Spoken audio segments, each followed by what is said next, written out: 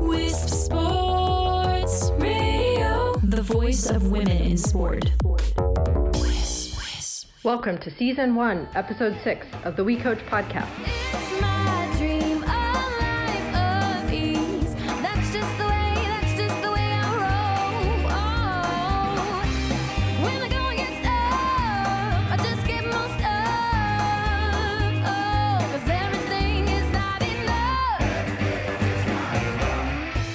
Please join us every 2 weeks as we sit down with some of the best and brightest women coaches, leaders, and industry experts in the world of sports for fun, insightful, and inspiring conversations. I'm your host, Megan Kahn, Executive Director of WeCOACH. This podcast is a co-production of WeCOACH and Wisp Sports. WeCOACH has become the premier nonprofit organization committed to recruiting, advancing, and retaining women coaches at all sports and levels. Through programming, resources, and an engaged community, we are changing the landscape for female coaches and the next generation of young women who will follow in their footsteps. Today's guest knows a thing or two about coaching coaches. A former collegiate basketball coach, Betsy Butterick, is now the coach's coach. Communication is her specialty, people are her passion, and working with others to facilitate positive change is what she does best. Let's hear what my dear friend has to say. Welcome, Betsy, to the WeCOACH Podcast. Thank you, Megan. Pleasure to be on with you. For our listeners, I'd love to have you begin by sharing a little bit of your background. I think you have a great story. Absolutely. So my story really begins when I was 11. We moved from the East Coast to the Bay Area of California. And that was the moment that I immediately fell in love with Stafford and with Stafford women's basketball. At 11, it became my dream school. And I was the only person in my family to play basketball. So we knew very little about the recruiting process or the need to play club and all of that. So I ended up my senior year deciding, okay, well, I'll apply. And if I get in, then perhaps I could try out as a walk-on.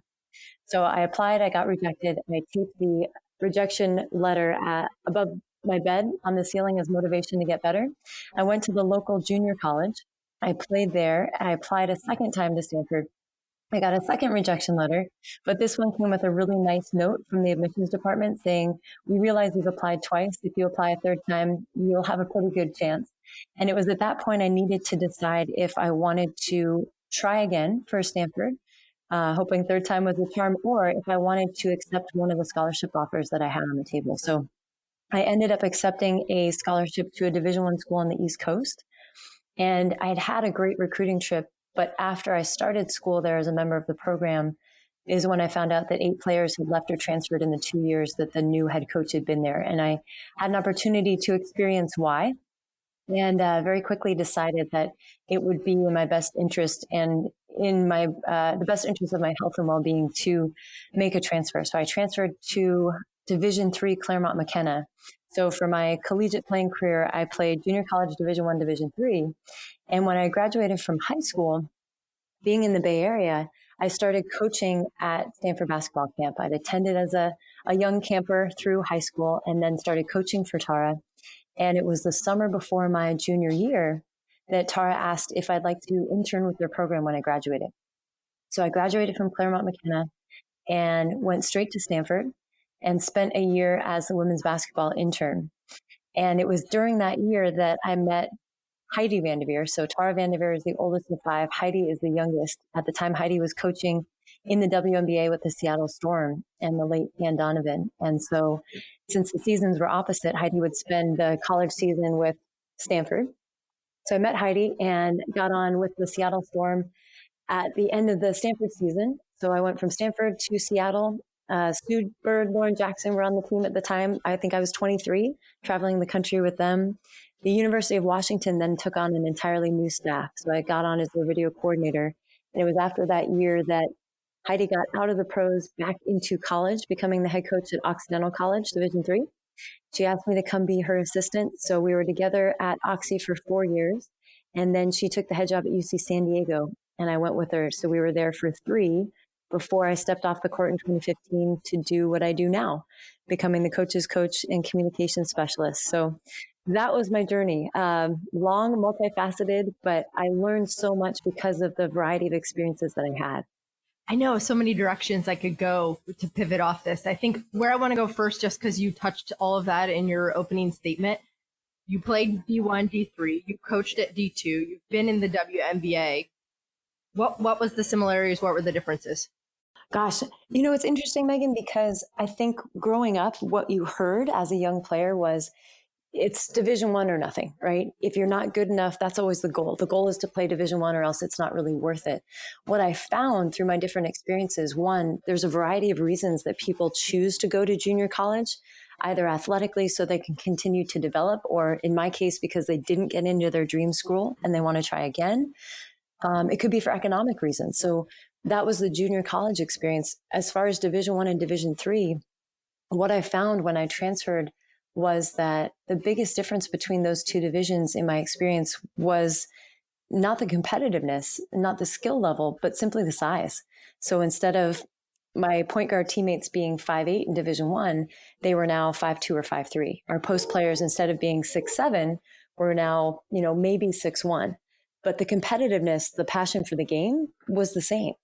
So I think that's the biggest difference. Obviously, the WNBA, those players are so highly skilled. From a coaching perspective, what was different for me in the pros was I, for the first time, was aware of how it really is a job. So I was used to coming from the context of a team, people that are attending the same school or playing for the same club program. And in the pros, you have a variety of players that are all highly skilled professionals. And it's teaching these individuals how to play together. But they showed up for work and then they went home, or they showed up for work and then they went to different media experiences. So it was different from the experience of quote team that I had had before. But I also found that the best teams, so to speak, in the WNBA were the ones that retained that sort of chemistry that comes from playing together, spending so much time together in a similar way that you would see in college. Mm-hmm. And that probably serves you well in your work now. Absolutely. Did you always know you wanted to be a coach? Oh gosh, no, that actually wasn't the plan. I wouldn't say I had a plan specifically. I remember seeing Patch Adams when that movie came out and thinking, gosh, I would love to do that. And although I was a psychology major, I knew very early on that I didn't want to go clinical. And I also didn't want to take a job where I was sitting behind a desk. I knew that it was important for me to interact with people. And I thought, okay, pediatrician or kindergarten teacher. And to this day, whenever I walk into an elementary school classroom, I wonder if I've missed my calling, all those bright colors and the arts and crafts. But no, it was really Tara saying, would you like to intern with our program? And my passion for Stanford basketball and my dream and desire to be part of that was what opened the door for me as a basketball coach. And then when I think it was our second year at Occidental, we were playing in a tournament in the Bay Area, and our athletic director at the time had come with us to meet with some donors. And I got a message, there was a voicemail on my phone after one of our games, and it was Jamie, our AD, and she said, "Hey, Bets, if Heidi says it's okay, can you drive up to San Francisco? There's someone I want you to meet." So very Hollywood-esque. It was a rainy, dark San Francisco night, and I pulled up to this whiskey bar, dimly lit, of course, and in the back, our athletic director is sitting at a table with another woman. And she said, "Betsy, this is Sue. Sue coaches leaders. I think you have a lot to talk about." And that was the first time where I was aware that coaching was something outside of sport. And as soon as I learned that it was a thing, I knew that was exactly what I wanted to do. Awesome. I love it. So talk about, if you can share, because both Heidi and Tara have taken you under their wing in different points in your career and different stages. Share with our listeners, what's the difference? Gosh, you're talking about two of the best in the game, and you hear people talk about the value of strong mentors. I basically hit a 3-pointer at the buzzer. I'm getting into the context of that family. So Tara's the oldest of 5, Heidi's the youngest. They're both incredible basketball minds. I really believe that the Van Derveer family, if we were to do, research studies down the road, I think they have an extra gene, and that gene is simply for watching film. They can kill some video, both of them. And when they're not watching practice or game film, they're watching basketball. College, pros, women's, men's, they're always looking to innovate and adapt so as to maximize the team that they have this season. And I think that's something that is important to note that's made both of them so successful. It would be really easy, with as long as Tara's been at Stanford doing what she's doing, to do things the exact same way. But that's not what happens. And I think that's a key ingredient to the success that both of them have experienced is they are immediately able to give up whatever is part of their makeup or what they've been doing in service of what's needed now based off of the players on their team. So at Stanford, I like to say Tara taught me that one of the greatest abilities is flexibility. Part of that great basketball mind is you can watch almost the wheels turn as Tara's speaking, and we would have our pre-practice meetings, maybe 3 hours before practice. And I'd get the practice plan and Tara would say, okay, Betsy, we need you to, tape down some 3-point lines on the side baskets because we're going to be doing a shooting drill in the second part of practice today. So I go down and I'd spend, 30, 40 minutes with the string under the basket and taping out the 3-point lines. And then Tara would come down for practice and she'd say, oh yeah, we're not going to do that drill today. You go ahead and take up the tape. And that was the way it was. And you had to be ready to let go of any investment personally in time and effort into doing what was the plan in service of what now is the plan. And I distinctly remember when we were walking down for our first game in Maples Pavilion, we're coming down the steps and the light hit just right. And Tara noticed that there was a smudge on one of the backboards. It looked like a dirty basketball had been, hit high off the backboard. And she said, facilities, games management is supposed to make sure the backboards are clean, but it looks like they missed a spot. Would you mind grabbing the ladder and getting up there? And I was already in heels and in my dress clothes. And of course I said, sure, no problem. So I grabbed the Windex and the ladder, got up there and I cleaned off the one smudge. And from that point on, Tara asked if before every game, even though it was part of games management and that they had done it, if I would just make sure and if it would be okay, could I Windex the backboards before each game? And this wasn't a punishment. It was simply her attention to detail. And it really taught me to value the little things, not just, what's the game plan, X's and O's, what's the scouting report, but how's the presentation of everything that we do? Taking pride in the little things was something that I learned from Tara. And then you get to Heidi, and I like to say, they couldn't be more different in terms of how they show up. Tara is someone that people have so much respect for. Heidi is someone that people have so much love for. And again, it's not that they don't respect Heidi or they don't love Tara, but just their personalities are very different. And it's so much fun to go to a Final Four with either of them. You can't take more than 2 steps with people coming up and, talking or high-fiving or hugging. And I would say Heidi's the epitome of someone you work with, not for. And she taught me several things, especially early in my career.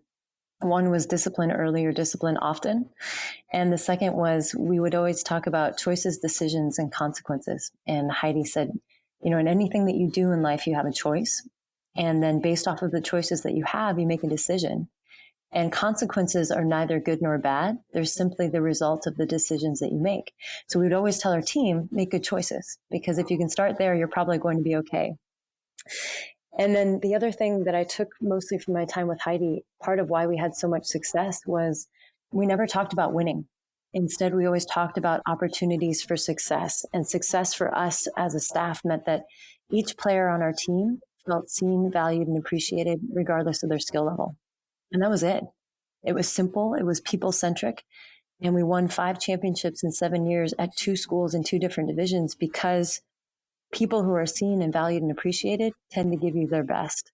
And when you have an entire team of people giving you their best, you tend to win a lot of games.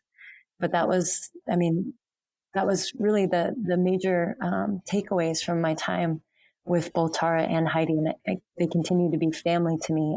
Their mother, Rita, if you've never met Rita, holy cow. As an educator and incredible woman, Rita is the definition of what I would call a lovely human being. So I feel very fortunate to have interacted with their family the way I have.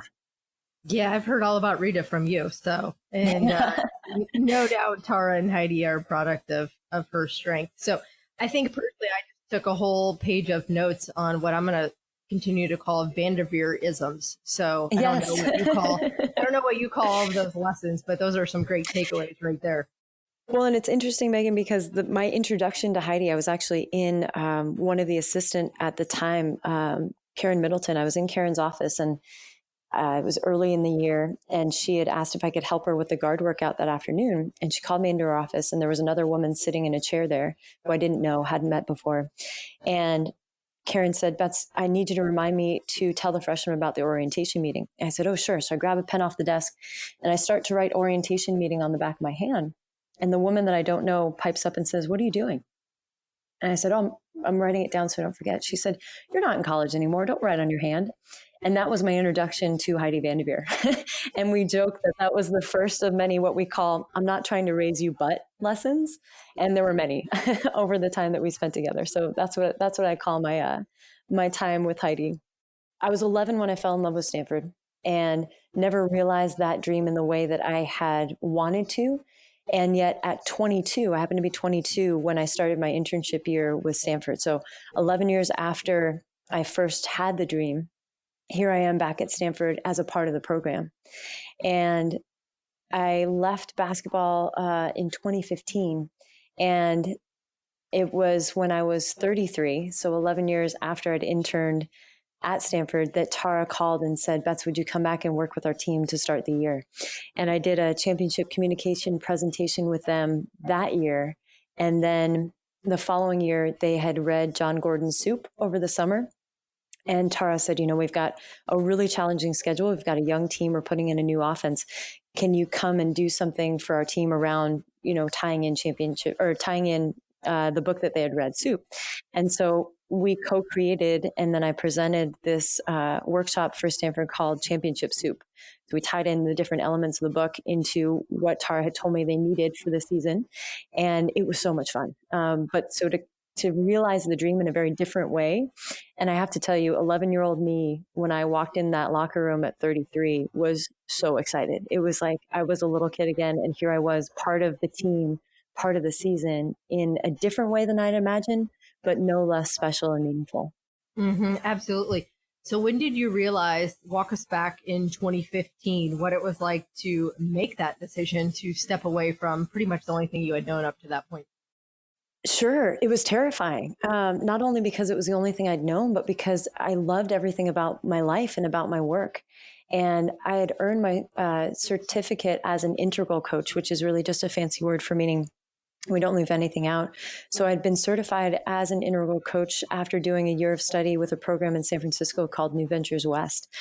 And I chose that program in part because the central questions we were asked as a participant were, who am I?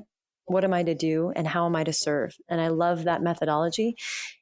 The central question leaving that program that I was responsible to ask in my work as a coach was, for the sake of what? So before I give anything to anyone, whether it's an activity or a reflection for an individual coaching client or something that I'm putting into a presentation for a team, asking that question for the sake of what is the purpose? What is the value?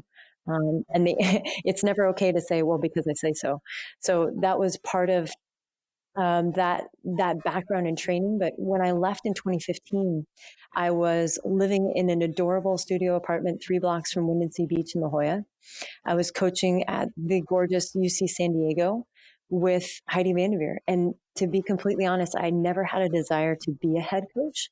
I would have stayed coaching with Heidi until the end of time, except that I had now for 3 years been coaching individual clients and coaching basketball, and had reached a point internally where I felt like I wasn't giving my best to either. Neither one had my full attention, and that didn't sit well with me. So I made the decision tearfully in 2015 to leave. And I remember Heidi's favorite restaurant of all time is Chili's, in part because she loves her tea. Heidi doesn't really have any vices that I know of except Chili's tea. She can, by the gallon, she can kill some Chili's tea. And so we've gone to Chili's, and I'd asked Heidi if we could meet there to talk about my future. And so we get there and we sit down, and I said, Heidi, do you know why we're here? And she said, yeah, we're here to talk about your future. And I said, do you know what that means? And she said, it means I'm going to miss the hell out of you.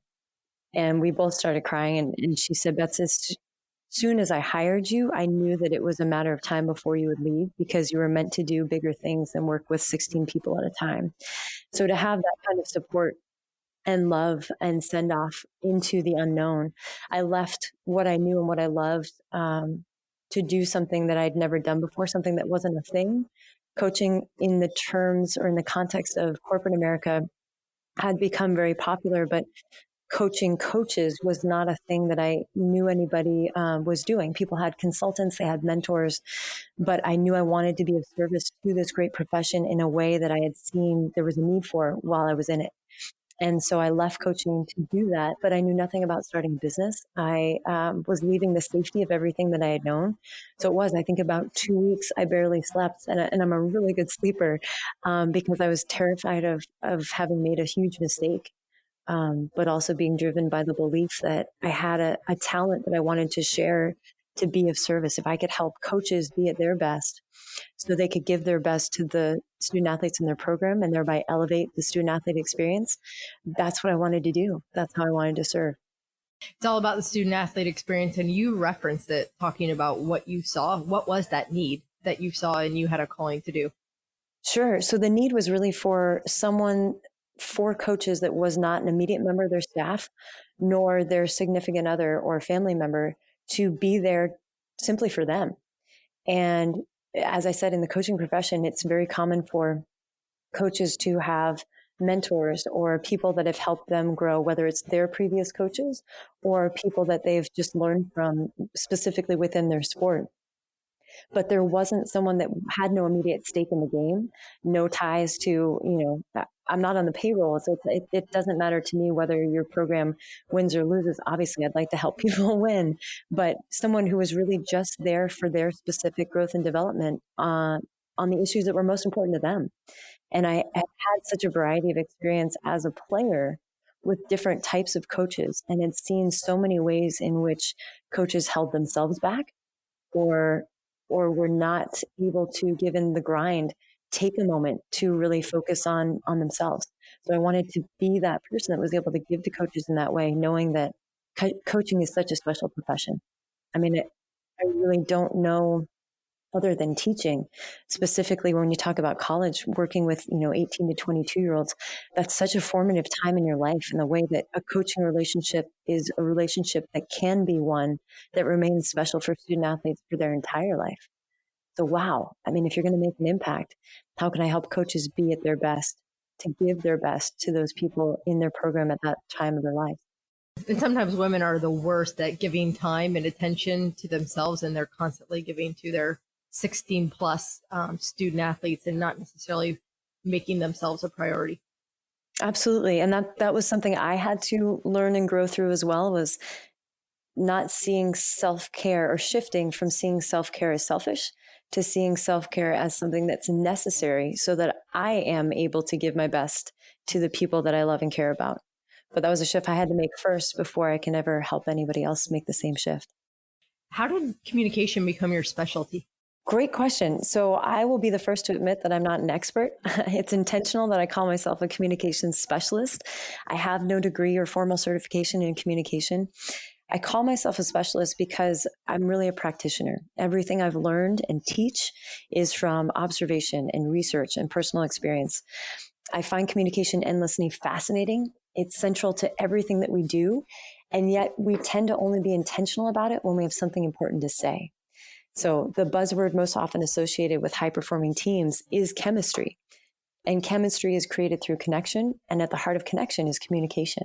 So if we can be a little more intentional about our communication to help create those connections that leads to that chemistry, that's the place I want to play in. And I really have Heidi and coaching to thank for my evolution into becoming a communication specialist. When I first became a coach, I had to be very intentional about my communication. So with our team, how could I say what needed to be said in a way that made sense to them? How could I teach in a way that resonated with the individuals in our program? How could I write to our recruits in a way that perfectly captured the essence of our program in such a way that they could see themselves being a part of it? And how could I use language to reassure parents that I understood their questions and concerns without having been a parent myself? How could I listen to our players in such a way that they felt seen, valued, and appreciated? So, I mean, those are some of the applications that really sparked my passion and interest in communication as a specialty. You work with corporations, you work with teams, you work with individual coaches, and now hearing you talk about your kindergarten teacher and lighting up when you see all of the colorful things when you walk into a classroom, it's no wonder you're able to get so creative and dynamic with some of the customized trainings that you do. Thank you. Can you talk about some of the work that you do specifically with coaches or corporations? Sure. So when it comes to presenting as a student athlete and then a coach, I sat through so many presentations that were good, but the material only worked while the presenter was there, or you continually needed to buy the next thing in order to grow. And while I realize now as a business owner that may be good marketing, I never felt that that was truly being of service. So whenever I speak, it doesn't matter the audience, I always have two goals. One is that whatever I come into a room with, by the time I leave, I want participants to feel like it's theirs. And the second is that whenever I present, I want what I present to be of value now, but also in the future. So there's several workshops and webinars I do regularly. Things like championship communication, leadership communication, confrontation for connection. That's been a big one recently. But my favorite way to play is designing customized trainings for teams based on where they are now and what they want to accomplish. So most recently, I had the privilege of working with Penn Women's Soccer and head coach Nicole Van Dyke, who Nicole and I actually met when we were both Women's Coaches Academy participants back in 2013. Which is actually how we. Yes, exactly. Yeah. And I love our story, by the way. Nicole had called at the beginning of this past season. She called in the fall and she said, Bets, we've done grit, we've done leadership, we've done resiliency, we've done all of these things. The one thing that we haven't focused on is gratitude. And would it be possible for you to design a virtual training around gratitude? I said, absolutely. So we talked about her goals for the team for the season and some of the challenges that they would face. And I designed a webinar for them called the Season of Gratitude. And we talked about how gratitude is a choice. It's a matter of perspective. It's a competitive advantage. And it was awesome. But to do that with that team at that point, they then, I think the next time I worked with them was right before their final two games when they were in the running for an Ivy League championship. And they ended up sharing a portion of that title and just missing the NCAA tournament. But the second training that I did with them was they have very specific values. And those values spelled out, the acronym was WRAP, W-R-A-A-P. And Nicole said, can you help us, really affirm our values before we head into these final two games that were going to be the toughest of their season. So again, just designing something for what was needed now for where they were headed to next that's the most rewarding for me because it engages my love for design and creativity, but also being of service in a way that matters most to the people that I'm working with. Absolutely. And I've been able to witness firsthand even your PBJ session. Favorite activity. Is that your favorite activity? It is. And I'll tell you why, Megan. It's because it never ends the same way. So, and I use it as an exercise to exemplify the importance of clarity when we communicate. But it's my favorite because I have never had it end the same way, no matter how many times I've done this. And I probably have made over 60 peanut butter and jelly sandwiches in front of a live audience. It never ends the same way. And I think that just goes to show there are so many different ways that we can communicate, but also miscommunicate. Absolutely. So share with our audience the directives on that activity so they can be clued into what we're talking about. Absolutely. So, and you can do this if you're a coach and you're listening, you can do this with your team. Again, it's my favorite. So please feel free. What I do is we talk about clarity as being a barrier to communication. And we define it as clearly articulating one's words, the quality of being easy to understand. And so I put participants into groups and I give them a note card, blank note card. And I give them 4 minutes and I say, you have 4 minutes with your team to write instructions for making a peanut butter and jelly sandwich for someone who's never made one before. And I'm going to be that person. And that's really all the instructions that I give. And I lay out the materials. So I'll bring a bag of bread, a jar of peanut butter, a jar of jelly, a knife, a plate, and a napkin. So those are the tools. And I tell them, you don't need to say, go to the store and pick up these items. Use what you have here. And I'll have the items displayed on a table to write your instructions specifically for making a peanut butter and jelly sandwich. And then at the end of the 4 minutes, I'll thank them. I'll collect their cards. We'll continue with the presentation. And at a future point in the presentation, when they're doing a group activity, I'll go through the cards. And what I'm really looking for is almost like those Amelia Bedelia books that we had growing up as a kid. So I'm looking for cards that I can take literally. So things like when they say, smash the two pieces together, I will hands wide come together with a big clap and smash the pieces together. If they tell me to grab two pieces of bread, but they don't say to open the bag, I'll tear open the bag from the middle and just grab them through the bag. So it ends in a variety of ways. one group, I had done this with a high school team, and they said with a flick of the wrist, spread the jelly on the piece of bread. And so I had jelly and of course flicked the wrist and the jelly went straight onto the wall. So you can have fun with it. It can be messy, but it's a great illustration of how when we think we're being very clear and very specific, things can be interpreted in a variety of ways. So it's asking us to be a little more intentional. If it's this easy to screw up something as simple as a peanut butter and jelly sandwich, how much easier is it to miscommunicate, especially within the context of a team? So that's the takeaway.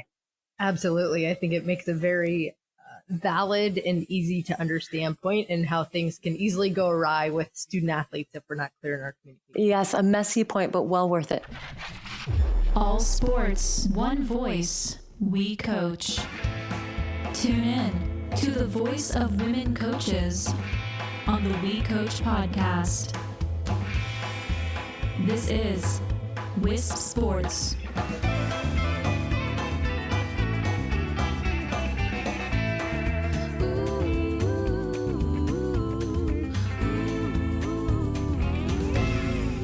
So do you have one or two communication nuggets you can teach us today? Sure. And I'd really recommend that people, if you're looking for quick hits, and I love those in basketball, but if you're looking for quick hits, I would go to YouTube and search my name, Betsy Butterick. What you're looking for are ACT videos. So ACT stands for Active Communication Technique. And in January of 2017, I started filming these short videos. All of them are 2 minutes or less. And they're designed to give you something you can do today to impact the way you communicate and connect with others. So very short videos, but little bits of information. Some are drawn from my coaching background. Some are drawn from real life experiences or conversations that I've had recently. But all of them are designed to, whether you're a coach or not, be of value for how you can communicate and connect with others. So some of my favorite tips in those videos are the difference between something that we say naturally after we've taught a drill or presented something. It's natural for us to say, are there any questions? But what's the difference if instead I were to say, what questions do you have? And the point here being, we can use language intentionally to remove barriers. Are there any questions? Perfectly fine to say. Yet if instead I ask, what questions do you have? I've removed the barrier of someone first having to admit that they have a question and instead created a space in which they're welcome to ask the question that I'm assuming they have. So small shifts like that. Another is leading with a player's name before giving feedback. Oftentimes I'll hear people say, box out, Megan. Put their name at the beginning. What happens, especially when your team is scrimmaging or involved in any drill, when you give feedback and put the player's name at the end, once you say their name, now they're suddenly aware that what you said applies to them, and they have to rewind and listen to what you've just said. If you put their name at the beginning, you grab their attention immediately, and now they're primed to hear you in real time. Another is rephrasing in the positive. I'll sit at practices observing communication, and I'll often hear coaches say things like, don't stop playing or don't foul. Rephrasing those as keep playing or hold your space. The reason being, when you tell people what you want them to do instead of what you don't want them to do, you're much more likely to see the results that you're looking for. Other things would be almost every team, regardless of sport, has a kickoff meeting at the beginning of the year where they talk about their team goals and their team values. The question that we often fail to ask as coaches, let's say I'm with my team, we're starting our season, and we decide, we want to be committed to being a team that has great energy. Okay, so we define energy so that everyone's on the same page. But the question we fail to ask is, what does that look like? When you ask that question, when you go there and you allow individuals on your team to tell you what it looks like for them, because an introvert on your team, energy for them, having great energy is going to look very different from your energy player, that extrovert on your team that's outgoing naturally. But finding out what it looks like for each individual, when you ask the question, what does that look like, not only allows you to set expectations, but because they've said it, it's much easier for you as a coach to hold them accountable, because it's not holding them accountable to what you've said you want them to do, but holding them accountable to what they've said they're committed to doing. So little things like that. But again, the ACT videos are the best way to get some quick hits digestible in a short amount of time that you can apply immediately to whatever role you occupy. Each one's about 2 minutes, right? Is that about right? Yes. Yep. So it's clearly evident that small shifts can make a big impact. Yes, that's one of my favorite phrases. Another favorite phrase of mine is it's not impossible, it's simply unpracticed. Oftentimes we think change is so difficult, and it can be for very valid reasons. But the thing that we've yet to do is something that's simply unpracticed. And it might take longer to practice the thing, whatever it happens to be. When people often feel things are impossible, it's not, it's simply unpracticed. Oh, I love that. For everyone listening, you write that one down. So I have to ask, because I've been privy to some of these that you sent me, what's the funniest blooper you've had when you've either been presenting or recording an act Oh my video gosh. The funniest blooper. that you can say on air? Yeah, right. And there've been many. So when I started filming the act videos, and it was important to me from the beginning to film them in one take. It would have been easy to stop and splice together and make this concise stream of thought. But it was important to me to present them in one take, because that's how real life operates. We don't get to stop and rewind and pause and edit out what we actually said for what we wish we would have said. So filming them in one take, I think when I first started, the first video I did took me 56 takes. And now I can do them in 2 or 3. I used to write out a script. I don't anymore. I just kind of stick to main points. But there was a time when, I was living in Austin, and I had gone for this hike on the Greenbelt just outside of Austin. And I was singing Adele by way of an entry. And I'd have to look back at why I thought that was a good idea for an intro. But I was singing Hello from the Other Side. And I didn't notice that a group of 3 hikers were on the trail above me. And so here I am in the woods singing by myself like a crazy person. And I will be the first to admit I do not sound like Adele. So I think I had to stop filming for about 4 minutes while I waited for my cheeks to return to a normal color before continuing. But that was definitely one of the funnier, more embarrassing moments from doing the act videos. Hey, if you can laugh at yourself, then I think that's a good thing. And you have to, honestly, as especially as a business owner, there's so many, ups and downs as I've gone through this learning process. I was getting ready to film an act video at my apartment in Austin, and I'd just gotten out of the shower. I was standing there in a towel. It's an empty apartment. And I leaned out of the bathroom door into the living room and I shouted, "Makeup, where is makeup?"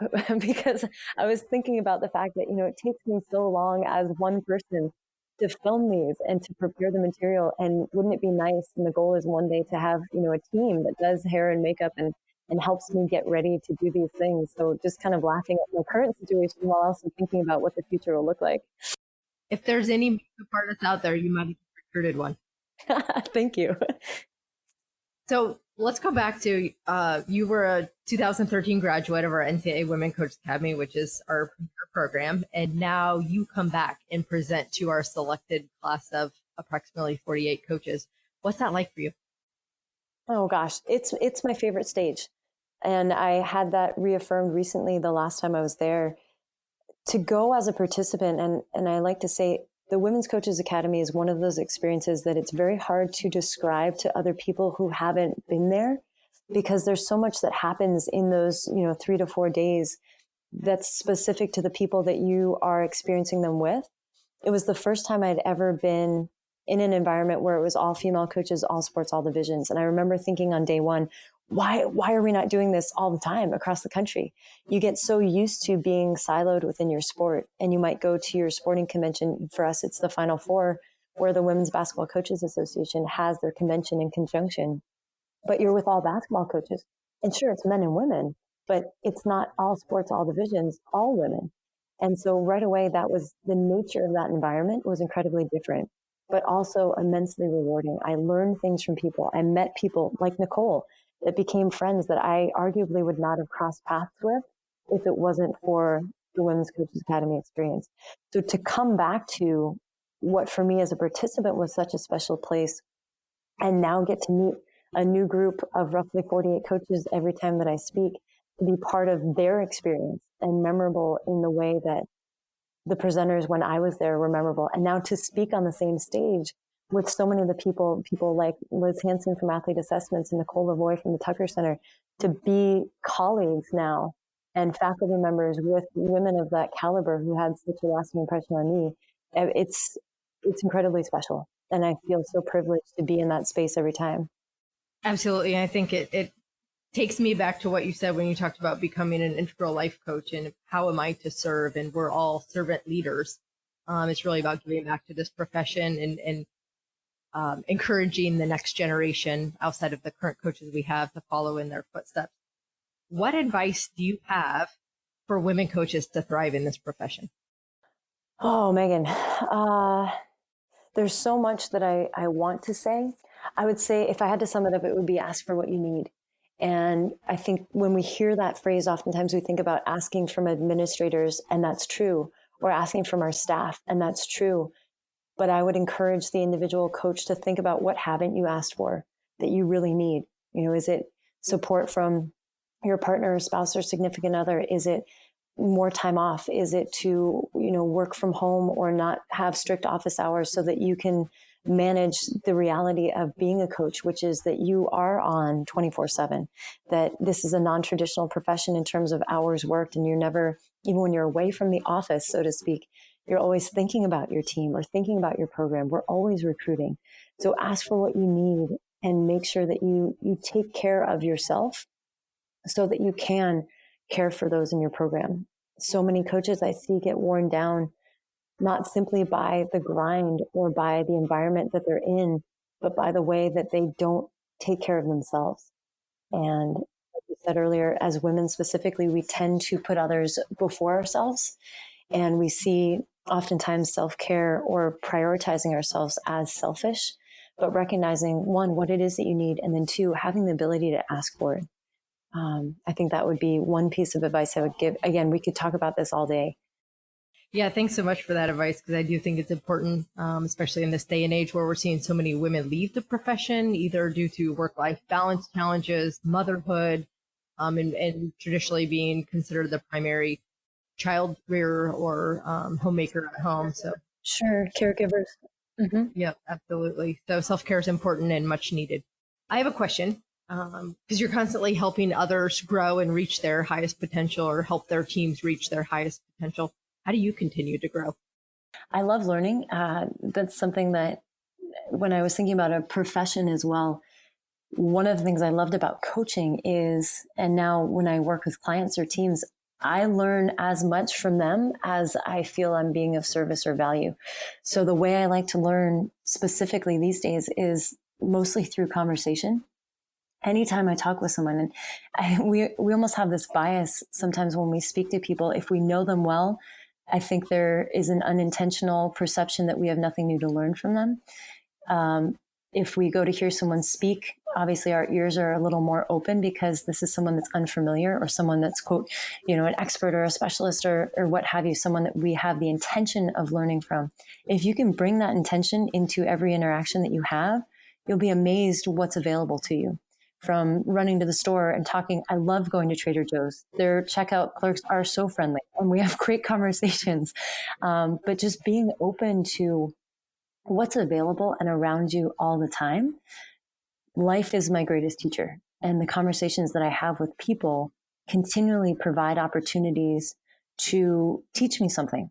And I think if you approach life with curiosity, that's the largest platform for taking in new information. But you have to see it from that perspective, or else you can miss things that are literally right in front of your face.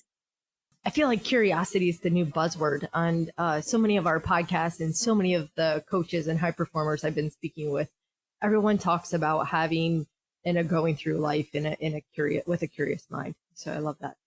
It's like kids. I mean, we think often that children need to be taught, but I would love for us to shift that perspective and ask, what can we learn from children? And, whether it's the importance of play, there's so many things that young children especially have innately that I would say our culture sort of shapes out of them over time, and you need to perform in this way and you need to do these things. And then we reward them for the things that we find acceptable as society. But if you look at really young kids, going back to that kindergarten analogy, the wealth of information, the way they see the world specifically with that curiosity because they're learning is something that if we could take a page from that book, man, it would serve us so well.